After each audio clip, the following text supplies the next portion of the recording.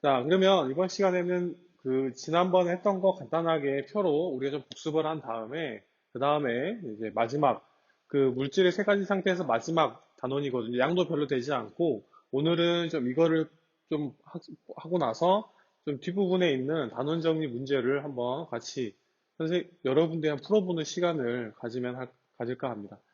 자, 보면 우리가 이온 결정, 금속 결정, 분자, 공유 결정 또는 원자 결정이라고 하죠. 자, 이런 것들이 어떤 특징들이 있는가 살펴보면, 자, 우리가 이온 결합, 금속 결합, 분자, 공유 결합을 살펴보면, 학원에서 배웠던 것처럼 이온 결정은 금속과 비금속, 금속 결정은 이제 금속과 금속, 자, 분자 결정은 비금속, 비금속, 공유 결정도, 원자 결정도 비금속, 비금속이 되겠습니다. 자, 구성 입자는 이온 결정의 경우에 양이온과 음이온이 되겠고, 결합력, 이온 결정은 이온 결합을 하기 때문에 양이온과 음이온 간의 정전기적 인력에 의해서 결합이 형성이 됩니다. 녹는 점은 매우 높습니다. 왜냐하면 정전기적 인력이, 결합력이 매우 세기 때문에 그렇죠. 그 다음에, 자, 이 전기 전도성 부분이 조금 중요하다고 했었는데, 자, 이온 결정의 경우에는 고체에서는 전기 전도성이 없지만, 액체, 또는 여기서 수용액이 빠져 있지만 수용액에서는 전기 전도성이 있다. 그리고 이러한 것들이 종류가 있다라는 거 알아두면 되겠고, 금속 결정은 양이온과 자유전자로 이루어져 있습니다. 금속 결합의 정의가. 그래서 이 양이온과 자유전자 사이에 정전기적 인력에 의해서 금속 결합이 형성이 되고, 이것 또한 결합력이 세다 보니까 녹는 점이 높은 것도 있고, 수은 같은 경우에는 낮죠. 수은 같은 경우에는 상온에서 액체로 존재하기 때문에 낮다. 그다음에 전기 전도성이 금속의 경우에는 다 있고 액체에서도 전기 전도성이 있다. 이렇게 보면 되겠습니다. 그다음에 분자 결정은 구성 입자가 이제 원자가 아니라 분자입니다. 자, 분자를 이루고 있는 건 원자지만 어차피 이 분자 결정을 이루는 가장 최소의 단위가 분자들이 서로 배열이 돼가지고 결정을 이루는 거기 때문에 이 분자가 최소 입자가 되겠고 분자 간의 힘, 쌍극자 쌍극자 힘, 분산력, 수소결합이 결합력이 되겠고 그러다 보니까 상대적으로 낮습니다. 결합력이. 그래서 녹는 점이 낮다라는 거. 그다음에 고체나 액체에서 전기 전도성이 없습니다. 자, 여기에서 분자 결정에서 이제 결정의 경우에는 이제 고체 상태를 말하는 거기 때문에 수용액은요. 자, 수용액 상태에는 분자 결정, 즉 분자들 중에서도 이온화되는 것들이 있죠. 뭐 산이나 염기, 뭐 HCl 이런 것들은 있지만 여기서는 지금 고체하고 액체를 따졌을 때는 흐르지 않는다라고 알고 있으면 되겠습니다. 자, 마지막으로 공유 결정, 원자 결정은 이렇게 공유 결정은 구성 입자가 원자가 되겠습니다. 이 원자들이 공유 결합을 함으로써 결정을 이루게 되는데, 이 원자 간의 결합력, 공유 결합이다 보니까 매우 녹는 점이 높고, 그리고 고체하고 액체에서는 전기 전도성이 없습니다. 자, 여기서 예외가 있다고 했었죠. 고체 파트에서. 고체에서는 흑연 같은 경우에 다이아몬드는 전류가 흐르진 않지만 여기 흑연 같은 경우에는 전류가 흐를 수 있다. 전기전도성이 있다라고 얘기를 했었습니다. 그 부분 좀 기억을 해두고 보면 될 것 같고 자 이제 교과서 30페이지 보게 되면 결정 구조가 나와 있습니다. 이제 앞에서는 이제 결합에 따른 결정 구조를 봤었다면 이번 시간에는 그 하나하나의 이제 결정 구조를 살펴볼 텐데 자, 먼저 단위세포라는 용어를 선생님이 많이 쓸 거고 뭐 결정 격자 뭐 이런 것들을 쓸 텐데 보게 되면 이 단위세포가 의미하는 게 무엇인지 한번 읽어볼게요. 자, 결정을 이루는 기본 단위의 반복으로 만들어진 일정한 모양의 결정을 입방 구조 또는 결정 격자라고 합니다. 자, 여기서 우리가 기억해야 될 용어는 입방 구조가 되겠습니다. 앞으로도 되게 뭐 입방 구조, 무슨 입방 구조, 무슨 입방 구조 이렇게 나오게 되기 때문에 이 입방이라고 하는 그 용어에 조금 친숙해질 필요가 좀 있을 것 같아요. 그래서 여기서 보면은 아까 우리가 앞에서 배웠던 결정, 그죠? 고체 결정을 이루는데 기본 단위가 있습니다. 기본 단위, 최소 단위가 있고 그 단위가 이제 뭐 여러 가지 단위가 있는 게 아니라 이제 보통 기본적으로 반복이 되는 게 많습니다. 그래서 그 기본 단위가 반복을 하게 됩니다. 여러 개가 무수히 많은 개수가 반복을 하게 되고 그로 인해서 만들어진 일정의 모양의 결정을 하나의 입방 구조 또는 결정 격자라고 합니다. 그리고 입방 구조, 전체적으로 큰 어떤 하나의 구조에서 가장 간단한 기본 단위를 단위 세포라고 합니다. 단위 세포 또는 단위 격자라고 이야기를 하는 거죠. 우리가 이번 시간에 배울 거는 입방 구조이지만 그 입방 구조에서 가장 단순한 단위 세포에 대해서 한번 살펴보도록 할 텐데 여기 그림을 보면 조금 그런 관계들을 좀 보여주고 있습니다. 맨 처음에 물질이 있습니다. 물질. 그 다음에 이 물질을 좀 조금 가장 작은 단위인 결정으로 한 다음에 이 결정이 이렇게 결정 구조가 이렇게 있겠죠. 그런 다음에 이 결정 구조를 이렇게 입방 구조로 표현을 한 다음에 이것들을 반복되는 것들을 잘라가지고 가장 기본이 되는 것들을 딱 추려낸 게 단위 세포가 된다는 겁니다. 단위 세포. 이 부분이 선생님도 그렇고 아마 여러분도 딱 들었을 때 한 번에 와닿지는 않을 거예요. 이게 용어가 직접적으로 이렇게 연관이 있는 만약에 용어였으면 그렇구나라고 하겠지만은 이게 확 와닿지 않는 말일 수도 있습니다. 그래서 어떻게 보면은 우리가 앞에서 보면은 결정성 고체 막 이런 것들 배웠잖아요. 그리고 앞에서 이온 결정, 그 다음에 금속 결정에 대해서 우리가 언급을 했었는데 여기서 나오는 이제 뒤에서 나오게 될 텐데 이 결정 구조는 대부분 이제 금속 결정을 가지고 이제 예를 많이 듭니다. 이온 결정보다는 이온 결정은 조금 더 복잡하고 간단한 금속 결정을 가지고 예를 들기 때문에 좀 그 부분만 좀 이해를 하고 들어주면 되겠고 그래서 이제 단위세포라는 말을 많이 쓰고 단위세포는 주로 뭘로 많이 이렇게 표현을 할 거냐면 정육면체를 가지고 많이 언급을 할 거예요. 정육면체라는 틀에서 어떤 골격을 가지고 거기에다가 하나의 입자를 이렇게 집어넣을 위치시킬 겁니다. 그래서 뭐 이런 말들을 단위세포가 뭐냐라고 물어보는 질문은 아마 없을 거예요. 선생님도 만약에 서술형을 낸다면 단위세포에 대해서 써봐라 라고 하기에는 조금 무리가 있을 것 같아요. 왜냐하면 어떤 책에서는 이렇게 쓰고 또 다른 책에서는 다르게도 정의를 할 수 있기 때문에 너무 걱정하지 않아도 되고 너무 여기에 집착하지 않아도 됩니다. 하지만 우리가 좀 느낌적으로 직관적으로 단위세포라고 하면은 세포는 가장 작은 단위이잖아요. 또 기본이 되는 우리 몸의 또 동물체의 기본이 되는 거라고 생각을 하기 때문에 이 단위세포도 마찬가지로 그 결정을 이루고 있는 무수히 많은 그 엄청나게 큰 결정 구조 중에서 가장 기본이 되는 그러니까 여러 가지 결정 구조는 세포는 다 똑같은 세포가 없잖아요. 조금씩 같은 비슷한 세포는 있지만은 위치마다 다 세포가 다르기 때문에 같은 세포는 없지만 이 여기서는 결정 구조에서는 모든 단위 세포가 같습니다. 모든 단위 세포가 같은 상황에서 이게 무수히 많은 반복을 통해서 결정을 이루게 되는 거기 때문에 이 조그마한 녀석이 여러 개 쌓여가지고 하나의 결정 구조가 되고 이 결정이 모여서 하나의 물질이 되는구나 이렇게 우리가 이해를 하면 조금 더 쉬울 것 같습니다. 그래서 이 단위 세포에 대해서 우리가 언급을 해봤고요. 자, 그 다음에 두 번째, 자, 이게 조금 가끔 이제 문제에 출제될 수가 있는데, 자, 단위세포 속에 입자수라는 게 있습니다. 단위세포. 우리가 아까 단위세포는 선생님이 이렇게,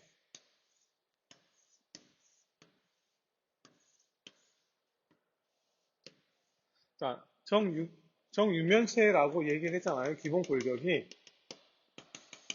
그래서 단위세포 속에 이 정육면체 안에 입자들을 이제 배치시킬 거거든요. 뭐 단순입방, 뭐 채심, 면심 이런 세 가지 종류의 입방 구조에서 이제 입자를 이제 배치를 시킬 텐데 배치시켰을 때 이 정확하게 정육면체 안에 입자, 이제 구 하나를 입자 한 개라고 간주했을 때 그 입자가 몇 개가 들어올 수 있을 것인가 하는 거죠.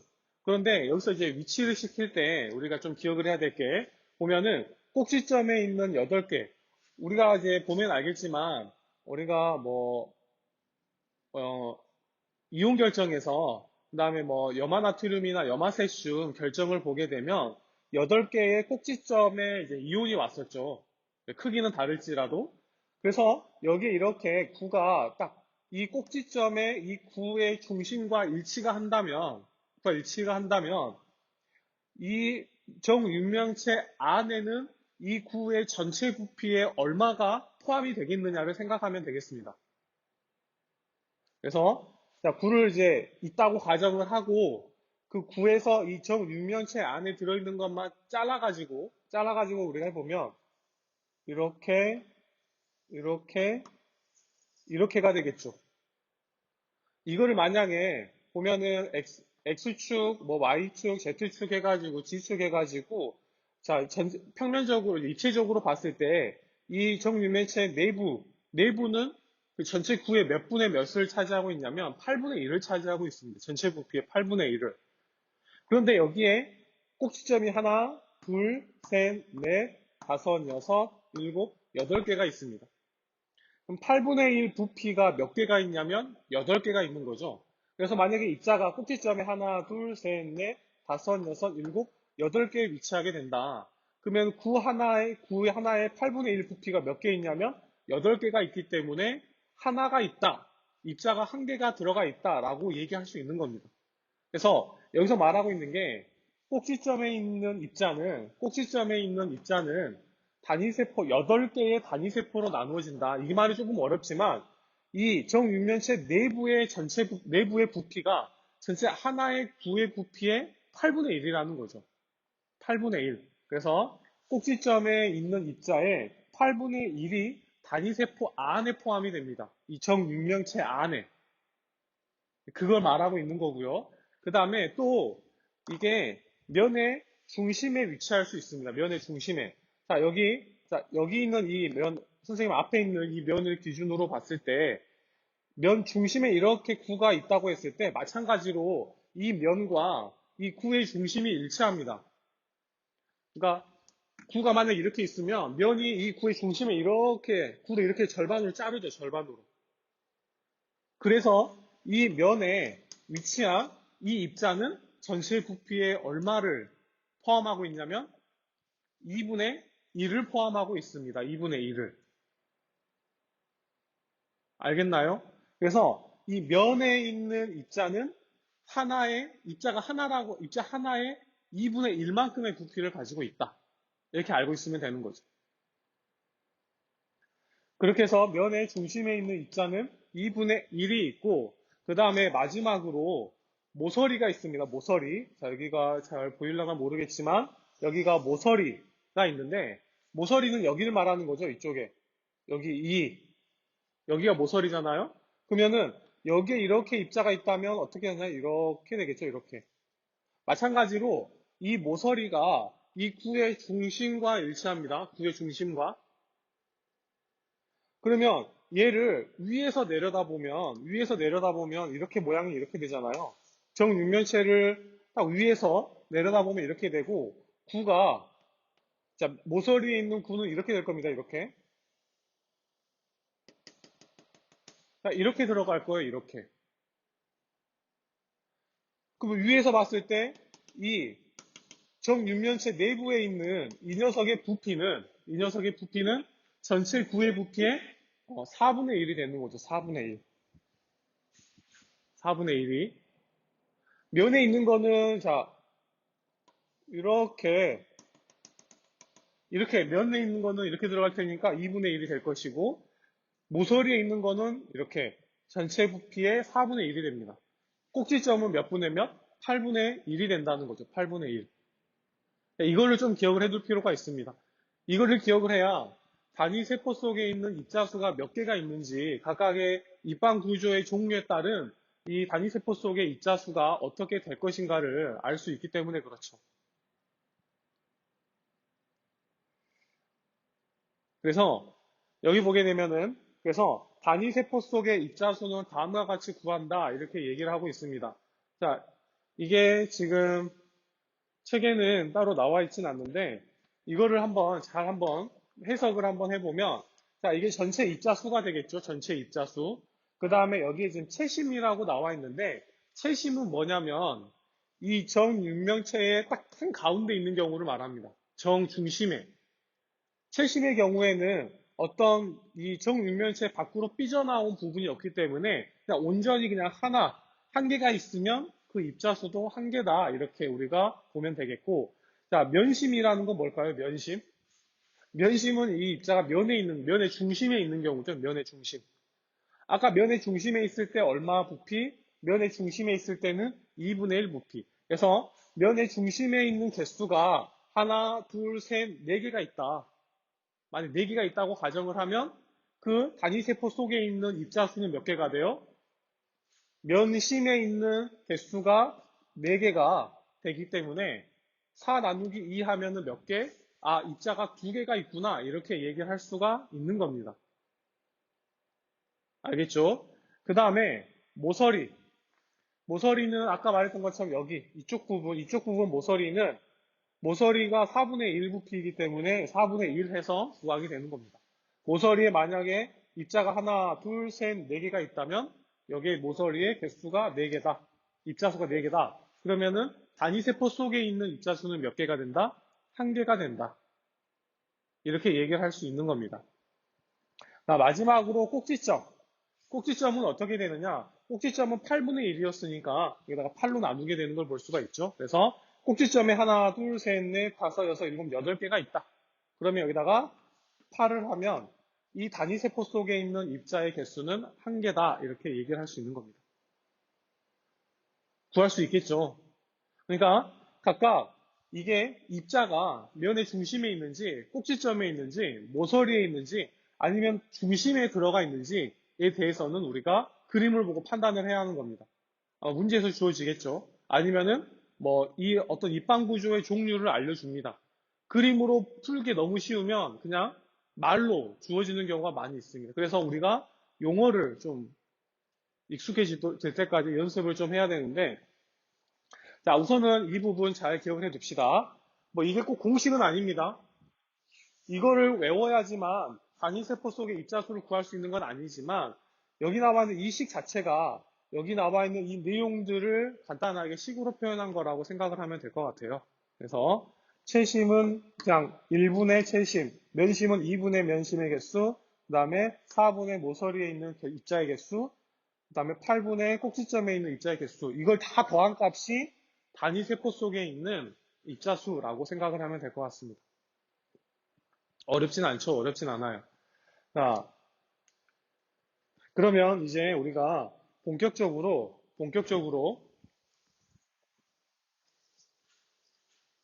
그 입방 구조에 대해서 살펴보도록 합시다. 입방 구조는 크게 세 가지가 있습니다. 여기 나와 있는 것처럼 첫 번째는 단순 입방 구조가 있고요. 두 번째가 채심 입방 구조가 있고 마지막으로 면심 입방 구조가 있습니다. 실제로 문제는 마지막에 있는 면심 입방 구조가 가장 많이 나오긴 합니다. 하지만 차근차근 어떤 구조들이 있는가 하나씩 살펴보도록 하겠습니다. 자, 단순 입방 구조. 단위세포의 정육면체에서 각 꼭지점마다 원자가 한 개씩 위치한 구조입니다. 자, 단순 입방은 단순합니다. 정육면체를 기준으로 했을 때 꼭지점 8개만 입자가 하나씩만 배치가 된 경우를 우리가 단순 입방 구조라고 얘기를 합니다. 책에서도 나와 있듯이 단순 입방의 대표적인 예가 폴로늄이라고 하는 원소가 단순 입방을 갖습니다. 우리가 이런 구조는 흔히 보기는 어려운 구조라는 거죠. 단순하긴 하지만 보기 어려운 구조라는 걸 보고 있습니다. 그러니까 문제에서 이렇게 입자랑 바랑 해가지고 이렇게 표현한 경우도 있고, 그러니까 여기 입자만, 그 다음에 여기 이렇게 잘라가지고 이렇게 완전한 구가 아닌 실제로 구가 있고, 여기 지금 점선으로 이제 표시가 되어 있는데, 거기 내부만 탁 잘라가지고 뽑아내면 이렇게 된다는 거죠, 이렇게. 그러니까 지금 여기 점선이 이렇게 있거든요, 이렇게.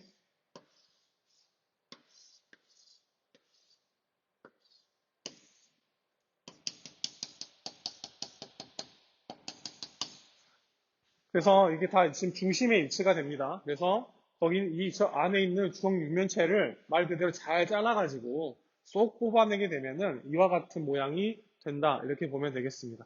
그래서 단순 입방에서 우리가 알아야 될 거는 꼭지점에 원자가 한 개씩. 그럼 몇 개죠? 8개죠? 문제에서 물어볼 겁니다. 단위세포 속에 입자수가 몇 개냐? 여기서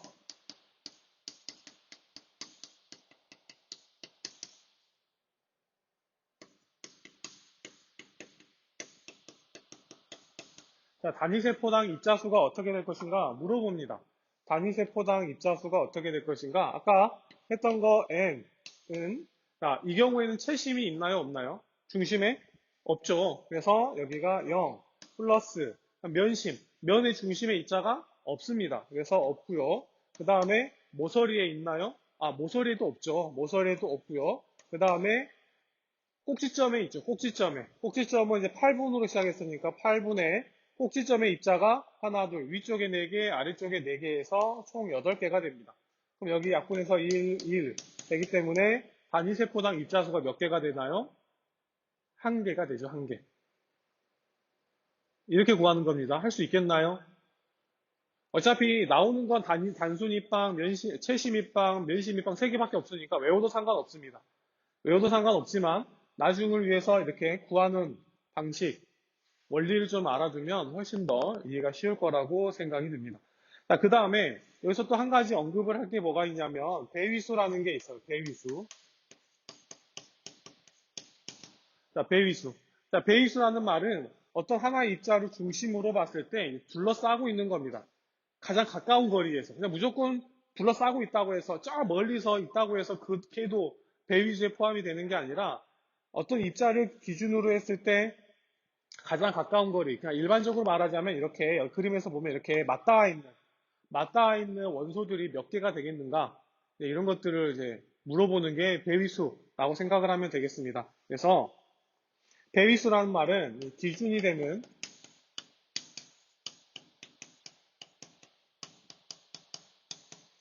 기준이 되는 입자를 가장 가까운 거리에서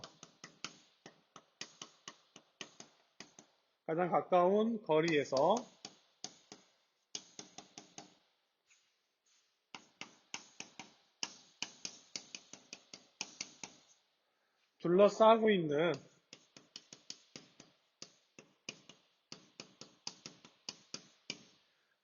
둘러싸고 있는 입자수를 우리가 배위수라고 합니다. 배위수. 배위수도 구한데 배위수는 뭐 몇 개, 몇 하는 게 아니라 뭐 4개면 4배위, 6개면은 6배위, 뭐 12가 12개가 있으면 12배위 이렇게 얘기를 하거든요. 자, 그렇다면 단순 입방에서는 이게 둘러싸고 있는 입자가 몇 개가 있는지 한번 살펴보면 자, 이렇게만 놓고 보면 조금 어려울 수 있어요. 그래서 이 경우에는 조금 더 상상력이 조금 더 발휘가 돼야 됩니다. 만약 여기 하나가 더 있다고 가정을 해봅시다. 아니면 정 어려우면 만약에 이 입자를 만약에 기준이 되는 입자로 잡았어요. 그러면은 입체적으로 얘가 하나의 구가 있다고 가정을 하면 이 구에 맞닿아 있는 원소가 몇 개가 있는가 보면은 자 여기가 하나를 더 그려보면 이렇게 쭉 여기까지 내려와 여기 와서 이렇게 되고 그리고 이 절반 이렇게 자른다고 가정했을 때 그럼 또 이렇게 평면으로 그리기가 무지하게 어렵네. 자, 봐보면, 그러면 여기 하나만 놓고 생각을 해볼게요. 자, 여기 놓고 봤을 때 맞닿아 있는 게 여기 하나, 여기 2개가 있습니다. 이건 아니죠, 이거는.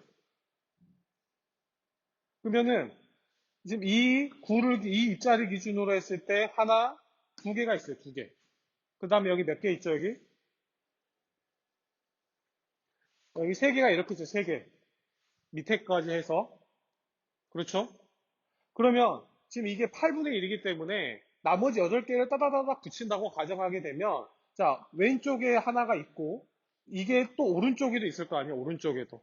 그럼 오른쪽에도 연결 붙어 있는 녀석이 있을 거 아니에요. 그럼 여기가 4개가 될 것이고 그렇죠?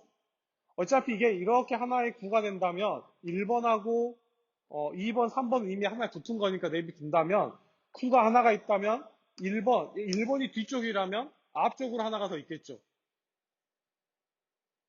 이해되나요? 지금 이게 왼쪽, 이게 오른쪽. 지금 이게 아래입니다, 아래. 이게 뒤가 되겠죠, 뒤. 그러면은 이게 이런 구조이기 때문에 얘를 가지고 하나, 둘, 또 이쪽에도 하나가 있을 거 아니야, 있을 거야, 이렇게. 그럼 또 위쪽에도 이렇게 하나가 있을 거고. 그러면 하나, 둘, 셋, 넷, 다섯, 그리고 앞쪽으로 하나가 있겠죠. 그럼 몇 개가 붙어 있죠? 가까이 있죠? 6개가 가까이 있습니다. 그래서 여기 이 단순 입방 구조에서 배위 숫자는 몇 개가 되냐면 6배위가 되는 겁니다. 6배위. 이게 만약에 어렵다면 이렇게 이걸 가지고 우리가 그 생각을 해도 상관은 없습니다. 근데 이거 같은 경우에는 이제 우리가 그러니까 이놈과 이놈의 거리를 살펴봤을 때 얘가 더 가깝다라는 정도까지는 우리가 알고 있어야지 배위수를 구할 수 있겠죠. 근데 이 경우는 맞닿아 있는 거기 때문에 훨씬 더 이제 구하기 편한데 이걸 가지고 하면은 조금 머리가 복잡할 수 있습니다.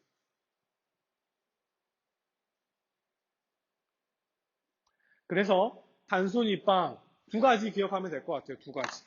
단순 입방에 세 가지겠네요. 그러면 단순 입방에서 정육면체에서 꼭지점에만 입자가 들어가 있다. 입자만 들어가 있다. 그래서 8개가 있는데 그래서 만약에 단위세포당 입자수를 물어본다면 1개가 되겠고 그 다음에 배위수를 물어본다면 6배위 이렇게 된다. 알고 있으면 되겠습니다. 지금 이 부분을 이해를 해야 됩니다. 단위세포당 입자수 구하는 거랑 배위수 구하는 걸 좀 어느 정도 이해를 해야 뒤에 이제 채심, 면심도 똑같이 할 거거든요. 단위세포당 입자수, 그 다음에 배위수. 한번 연습 한번 해보세요. 이게 어려우면은 이렇게 이 입자를 기준으로 보면은 여기가 이렇게 있으면 왼쪽, 그 다음에 오른쪽, 그 다음에 위쪽, 아래쪽, 그 다음에 앞쪽, 그 다음에 뒤쪽 이렇게 있잖아요. 그러니까 하나, 둘, 셋, 넷, 다섯, 6개가 둘러싸고 있기 때문에 6배위가 된다. 이렇게 알고 있으면 되겠습니다. 여기를 이 녀석을 중심이라고 합시다. 그런데 이게 단순인지 아닌지 보려면 하나만 떼어보면 돼요. 자, 이쪽 것만 한번 봐봅시다. 이렇게.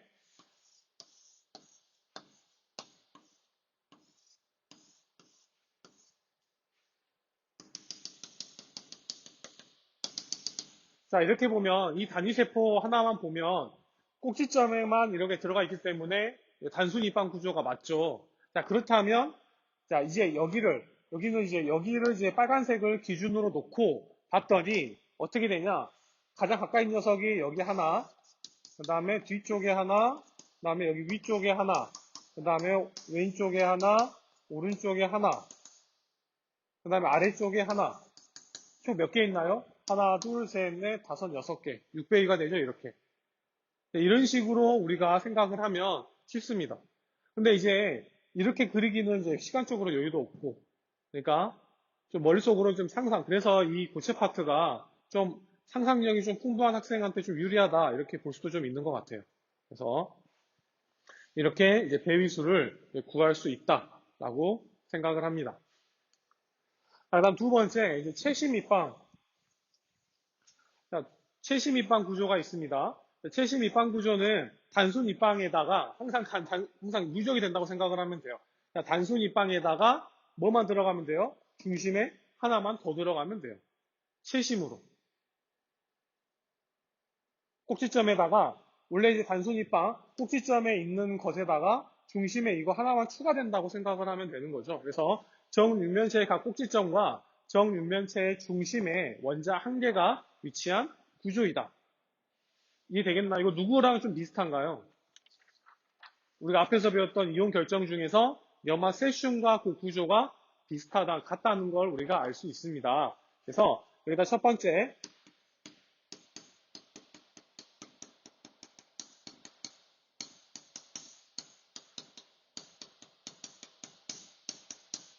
단위세포당 입자수. 채심이 몇 개 있나요? 한 개 있죠. 채심 한 개. 그 다음에 면심 있나요? 없나요? 면의 중심에 없습니다. 면의 중심에 없고요. 그 다음에 꼭지점에 몇 개가 있죠? 꼭지점에 모서리에 없죠. 모서리에도 없고 그 다음에 꼭지점에 8개가 있습니다. 그래서 8분의 8 따라서 단위세포당 입자수는 몇 개? 2개가 됩니다. 2개가.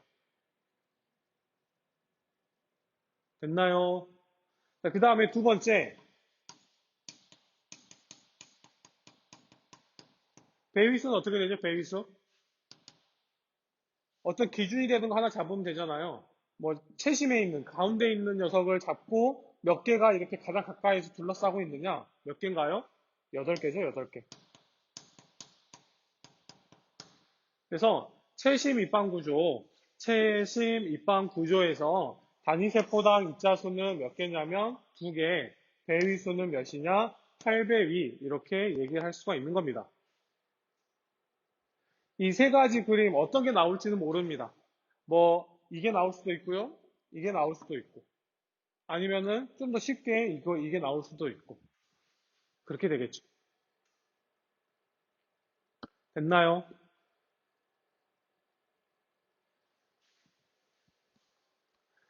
그 다음에 이제 마지막으로 면심이 있습니다. 면심. 자, 세 번째, 이제 면심 입방 구조를 살펴보면, 아까 채심에다가 또 하나가, 아니, 채심은 아닌데, 채심은 이제 있는데, 이제 채심에서 이제 중심을 빼고, 이제 뭐만 보면 되냐면, 여기에 있는 면에만이 들어가 있다. 이렇게 보면 될 것 같습니다. 그래서 각 전 육면체 꼭지점에 하나씩 들어가서 총 8개가 있고, 그 다음에 육면체니까 면이 몇 개 있나요? 6개 있죠? 그 면에 각각의 면의 중심에 입자가 들어가 있습니다. 6개가. 그런 형태가 바로 면심 입방 구조가 되겠습니다. 자, 정육면체의 각 꼭지점에 원자가 한 개씩 있고, 그 다음에 6개의 면의 각 중심에 원자가 한 개씩 위치한 구조가 바로 면심 입방 구조가 되겠습니다. 그러면 여기서 우리가 또 다시 한번 단위세포당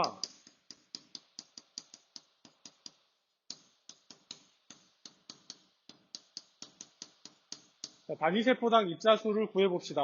단위세포당 입자수는 아까 봤던 것처럼 먼저 채심 보면 채심은 없죠. 이제 채심은 없습니다. 중심에 입자는 없습니다. 그 다음에 면에 몇 개 있죠? 면에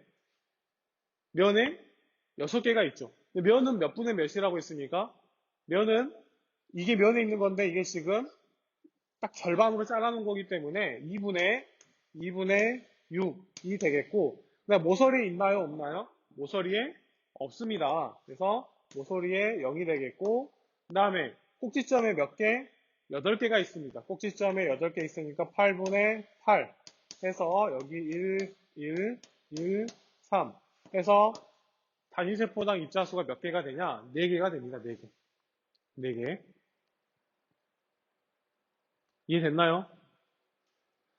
그러니까 어차피 이거는 공식이 아니라 딱 그림을 보면 이거는 이제 8분의 1부피, 얘는 2분의 1부피, 2분의 1부피가 면에 있으니까 6개가 있다. 그럼 6 곱하면 되겠고, 8분의 1부피가 꼭지점이 8개가 있으니까 8개 있으니까 8 곱하면 어차피 똑같이 나옵니다. 개수가. 꼭 이걸 식에다가 대입해서 풀라는 게 아니라 이 식 자체가 이런 과정을 포함을 하고 있기 때문에 이제 이걸로 풀어나간다는 거죠. 자, 그러면 이제 마지막으로 이제 배위수 살펴볼까요? 배위수. 자, 배위수 한번 여러분이 한번 해봅시다. 자, 한 1분 정도 시간을 줄게요. 1분 정도 했을 때, 이 면심 입방의 배위수가 얼마가 될 것인가. 직접 그려가지고 찾아내면 좋겠고, 우리가 머릿속으로 상상을 해서, 아, 이렇게 되겠다. 아니면은 부분적인 걸 가지고 전체를 유추해서 풀어낼 수도 있는 겁니다. 한번 해볼까요?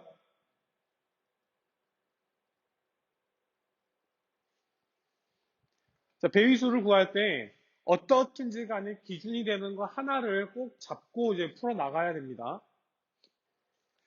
자, 보면 먼저 이제 학생이 질문이 들어왔는데 이거는 먼저 이거 설명하고 그다음에 질문에 답을 할게요.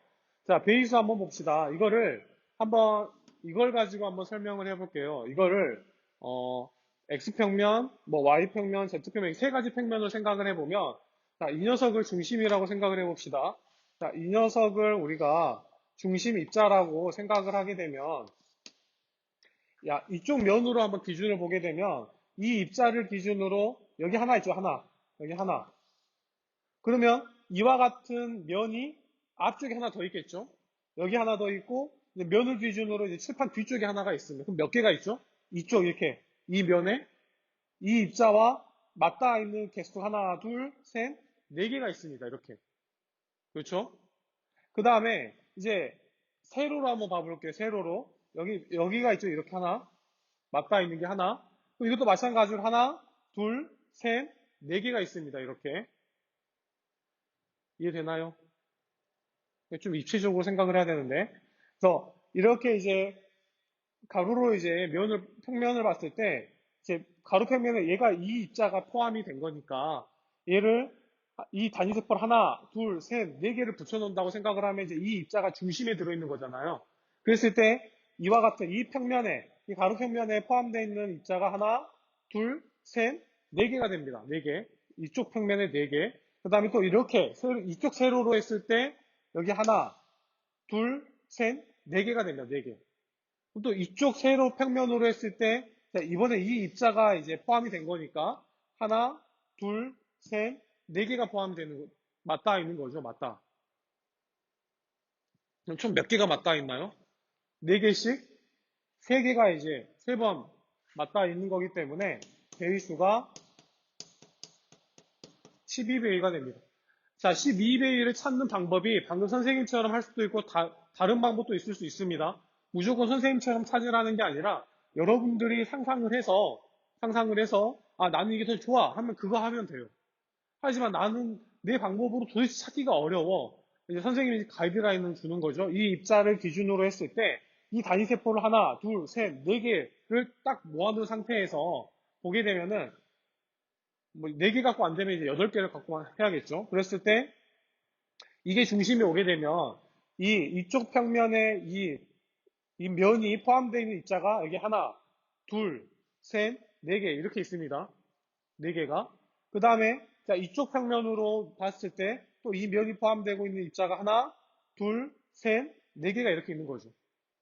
또 이쪽 이제 이번에 이거 그러니까 세 개의 평면이죠. 뭐 x 여기에 x라고 하면 x, y, 뭐 z 이렇게 될 테니까 그렇게 해가지고 보면은 또 이쪽 평면에 하나, 둘, 셋, 네 개가 맞닿아 있기 때문에 총 몇 개가 되냐면 네 개씩 이게 네 개씩 세 개 평면 해가지고 12배위 이렇게 구한다는 겁니다.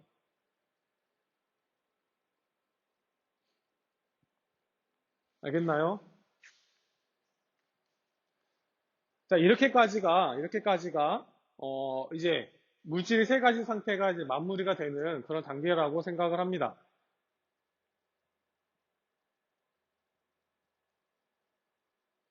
그래서 우리가 방금 오늘 배웠던 그 결정 구조에서 단순 입방, 채심 입방, 면심 입방 이 세 개 좀 이름 헷갈리죠. 선생님도 이거 할 때 엄청 헷갈렸었는데 채심, 우리 몸의 중심. 채심은 그래서 그림에서 보다시피 정육면체 한 가운데가 딱 하나가 딱 하고 들어가 있어요. 면심은 없어요. 그냥 면에 있어요. 기본적으로 단순 입방에 이 단순 입방이라는 이 구조에 단순에 채심은 어때요? 여기 한 들어가 있는 거.